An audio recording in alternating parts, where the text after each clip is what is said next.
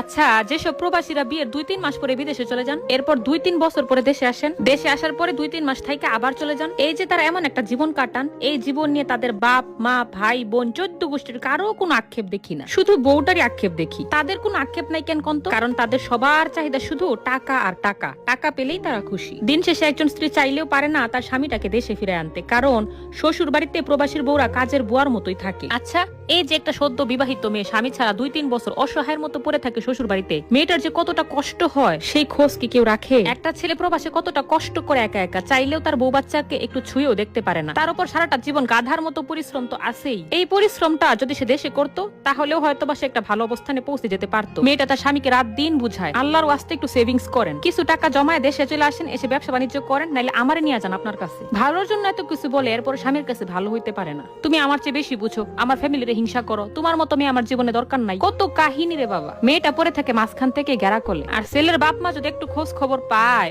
যে মেয়ে তার স্বামীর এত কিছু বুঝায়, তাইলে তো খবরই আছে। ওই মেয়ের কেমনে স্বামীর ঘর ছাড়া করবো সেই চিন্তায় তাদের ঘুম আসে না। আচ্ছা, আমাদের দেশের প্রবাসীরা যে জীবনটা পার করে, এই জীবনটা আদৌ কি কোনো জীবন? আচ্ছা, এগুলোর জন্য কি ছেলের বাবা মা একটু হলেও দায়ী থাকবে না? এই যে তারা ছেলে বিদেশে পাঠায়, মাসে মাসে ছেলের টাকা গুনে আর ছেলের বউরে গোলামের মতো খাটায়। ছেলে যদি পাসপোর্ট ভিসা কইরা বউরে নিজের কাছে নিয়ে আসতে চায়, তাতেও কত সমস্যা। কেন সে বিদেশে যাইবো? কেন সে স্বামীর কাছে থাকবো? ছেলের বউ হইতেছে একটা অলিখিত কামলা বেডি। ছেলে তো বিয়ে করছে আমাকে কামলা খাটানোর লাগে, সে কেন বিদেশে যাইবো? স্বামীর কাছে থাকবো। আর ছেলেও কেন দেশে আসবো? সে তো প্রতি মাসে টাকা পাঠাইবো, বৈশা বৈশা খামো আর ঘুমামো। এই হইল কি অবস্থা। আমাদের দেশে প্রবাসী বা প্রবাসীর বউদের যে জীবন, এই জীবনটা কোনো জীবন না। আমার কথা হলো প্রবাসে যাক, সমস্যা নাই, গিয়া পরিবারকে চালানোর পাশাপাশি একটা সেভিংস করুক নিজের জন্য, তারপর 7-8 বছর পর দেশে এসে ব্যবসা করুক। আর যদি সেটাও সম্ভব না হয়, বউটার অন্তত নিজের কাছে নিয়ে যাক। আর যদি দুইটার একটাও করতে না পারেন, তাহলে প্রস্তুত থাকেন কিয়ামতের দিনে বউয়ের হক নষ্ট করার কারণে আল্লাহর কাছে জবাবদিহিতার ব্যাপারে।